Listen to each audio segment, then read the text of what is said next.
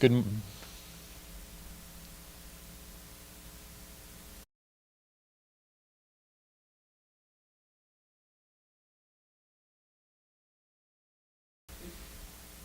Good morning. Welcome to head coach Sean Clark's weekly press conference. The Mountaineers are coming off a 38-10 victory against ETSU in the season opener and head this week to South Carolina to face Clemson at Memorial Stadium. Head coach Sean Clark will have an opening statement, and then we'll open it up for questions. Again, appreciate you guys showing up on Labor Day. Some of you guys show up for work. Joey Jones is his annual day off on Labor Day. So, again, it was great being back at the Rock in front of a sold-out crowd. Again, the energy that our students and fans bring is second to none. It makes a huge impact on our program, gives us a chance to win week in and week out. Our number one goal was to win, and we accomplished that. But we wanted to have +2 in the turnover battle. That wasn't accomplished, and we didn't control the clock as well as we wanted to. Offensively, we didn't handle pressure up front as well as we needed to. We didn't block as well on the perimeter. That was one of our keys going into it, to block well on the perimeter. We had 4 drop passes, so we didn't play well in the middle 8. But we started fast and we finished strong, which was a positive sign for us. Defensively, we didn't stop the run. They had 183 yards rushing, and one of those rushes was 80 yards on one play. You take that out of the equation, and they did okay. And we didn't create the turnovers like I mentioned earlier, and we didn't eliminate the explosive plays. On special teams, I thought Michael Hughes hit the ball very well, which we expect him to do that. And then we have to use more of our team speed out there on kickoff and punt to make a big impact on the game. So a lot to learn from this week, last week, to get ready to play Clemson. It's going to be a tough challenge, one we look forward to.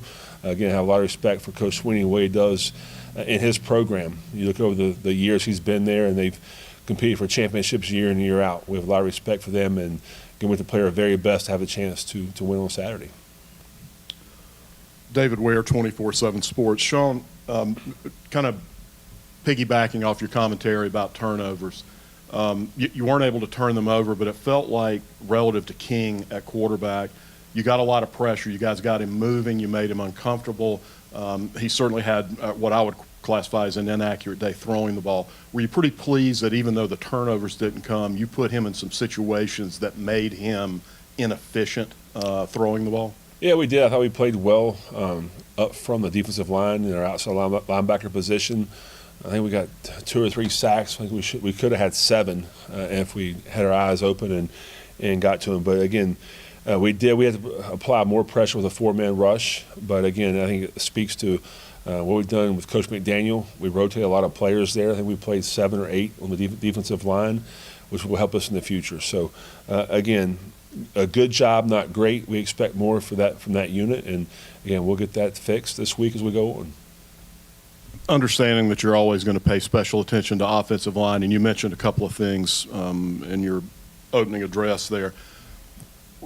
Given that you've got so many new guys up front, how long do you feel like is reasonable for it to take for there to be some chemistry there, for those guys to learn how to work together and maybe, kind of create more of a symbiotic working relationship, given that was their first true game speed action? Yeah, that's a true statement. It takes a while for 5 players to work as one, and there were several times throughout the game that 4 did it just right and 1 didn't, and that creates negative plays. So we don't have time to. I wish we could say it's like 4 or 5 weeks before that happens. We don't have time for that. But again, I like the way the effort they played. They played hard. Again, some of the mistakes they made were, I would call them eye violations, not having your eyes in the right gap, and some technical issues. It wasn't an effort. We just got to get some things cleaned up as far as their technique goes. And again, this week presents a huge challenge for us up front. You watched the Georgia game this past Saturday when Clemson played Georgia. Their front 4 are some of the best we've played since I've been here as a position coach or head coach. I mean, they have 4 first-round draft picks, and they bring in the second unit. There's not much drop-off. So we have to get a lot of work done in a hurry, and we'll start that tomorrow. That was also your first experience in a true game setting with the helmet comm system. Any feedback that came from that? Went well, didn't go well? It seemed like I saw maybe some signaling was taking place simultaneously during the game as well. what was kind of the general assessment of how it went the first time through? I think it was smooth for the first time through. We've learned some things that on our own part that we can do better. And you talk about the technological part of the football game. Now you have iPads, you have helmet communication with your quarterback.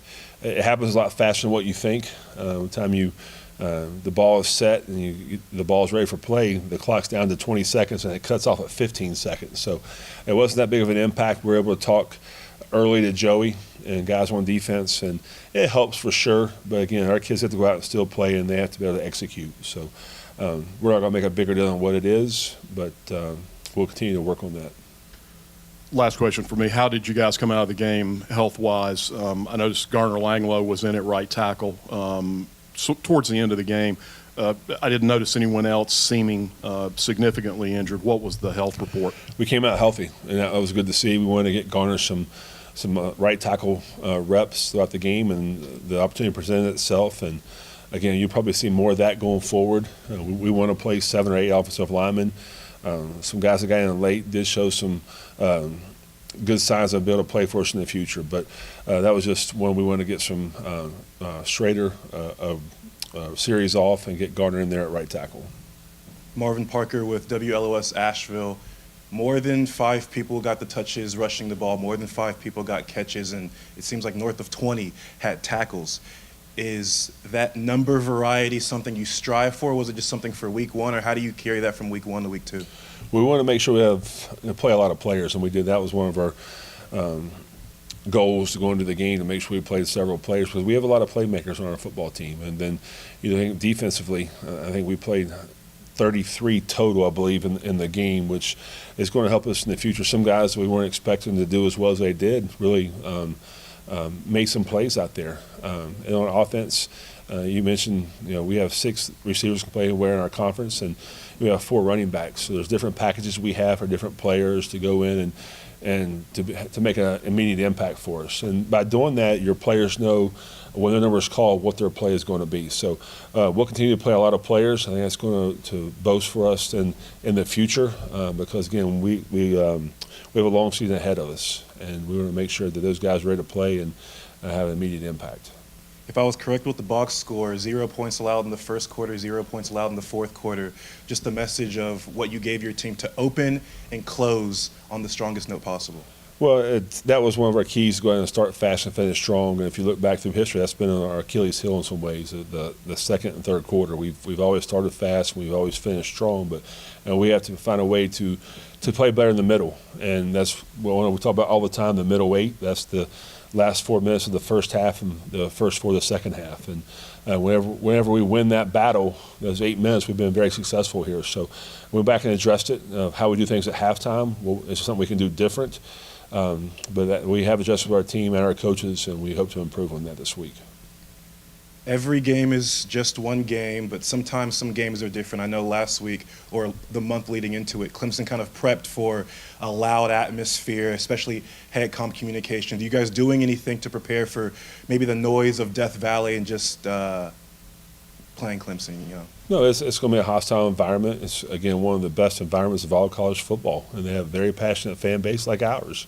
We've been in these situations before, and so the moment won't be too big for our players. But we will have things throughout practice. We practice with crowd noise and to make sure we've checked all the boxes. But again, it's just we're excited to go and play down there.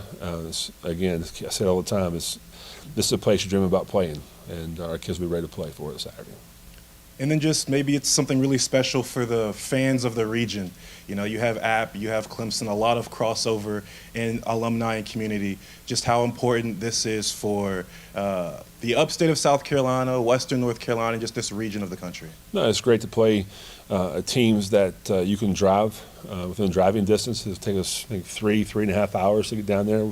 When I was an assistant coach here with Coach Satterfield, we'd visit with Clemson every year throughout the spring and share some ideas. But again, it's just an exciting time for our program. And this game's not going to be any bigger than the ETSU game. We have a job at hand, and we have to prepare our very best to have a chance to win. So, again, our kids are excited, our coaches are excited, and our kids will be ready to play on Saturday.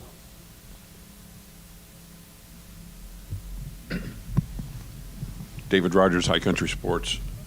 App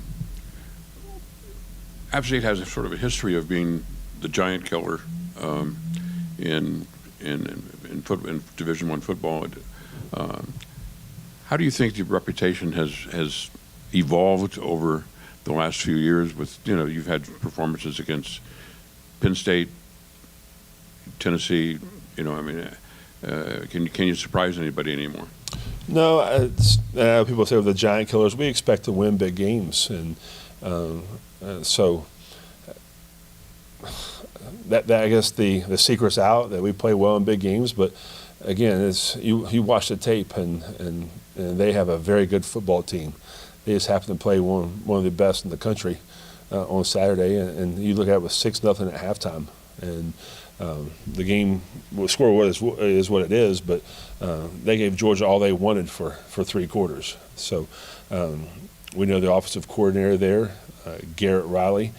He was here as a running back coach. He's one of the best offensive minds in all of college football, and he runs a unique offense, and it's hard to defend. And then their defense, they bring blitzes from everywhere. So again, I think the secret's not there anymore. We're going to go play football. And it's the next game on our schedule. It happens to be one of the best in the country right now. Matt President, App State Athletics. Coach, week 1 to have 36,000 plus fans at Kid Brewer Stadium against an FCS opponent, especially considering the threat of weather early in the afternoon. What was it like on the sideline, and how much do you just appreciate playing in front of an atmosphere like that? Yeah, I always want to thank our fans. You go back to after the games, the first thing I did was thank our fans and our students. It's one of the best atmospheres in all of college football. I think it was the 3rd largest crowd in App State history, if I'm not mistaken. It could be off a number or two, but and there was inclement weather throughout the whole region. We went to pregame meal and the thunderstorms, the heavy rain, and our fans were out there for the Mountaineer Walk. And I think that just goes to show you how strong our brand is right now. The A, people recognize the A and what App State means. So again, we can't thank the fans enough. Our student section is electric, and we look forward to a lot more games like this year in the Rock. You mentioned a little bit about Clemson, but as you go back and watch their week 1 game and perhaps look back to previous seasons, what impresses you the most about them, and what challenges do they present? What impresses me is everything. And you look at the size, the speed they have. There's a reason why they've won national championships. There's a reason why they win ACC championships, because they do the right things all the time. And they play the game the right way. They strap it on and say, let's go. So you look at the size, their speed, their scheme. You can all put it in a box and shake it up, and there's going to be something positive about Clemson. So, again, it's going to be a tough challenge, but one we look forward to. And we travel well these games. It's an 8 o'clock game on the ACC network, and a chance to put our program on the national stage. I imagine, obviously, you're looking at Georgia tape, but does it maybe hinder your preparation at all and have you go into last year, the fact that Georgia only allowed 3 and you maybe couldn't see everything that Clemson was trying to do? Yeah, we do a 4-game breakdown on our first 4 opponents throughout the summer. So we're able to put that into our breakdowns and then in the Georgia game as well. But again, they play in a great conference in the ACC. We went back and watched their bowl game and then the Georgia game. So and it's they're good.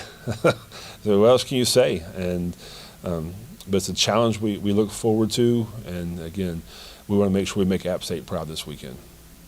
Last one from me. Coach, you talked about the constant rotation, especially on the defensive line, trying to keep guys fresh, get guys in and out. If you could just talk through the mechanics of the substitution patterns and making sure that everyone knows their assignment and who's coming in and who's coming out on any given play. Yeah, Coach McDaniel wanted to, we have our pregame meeting on Thursday, and that was part of it. He wanted to rotate, every 6th or 7th play. And a lot of that dictates on with the offense substitutes, because if the offense doesn't substitute, then it's hard for you to substitute without getting the penalty. So every time they would substitute, we would try to sub and try to get 3 new D linemen in there. Sometimes we couldn't, so some of them got 9, 10 plays in a row, which that's hard if you're playing your very best to go 10 plays in a row. But and that was intentional from the staff, from the defensive staff, from myself, to make sure we get plenty of guys game reps, because we'll need that this weekend. It's going to be a hot day again in Clemson, and we'll need to rotate many players to have a chance. Anybody else? Good. Thank you. Go at.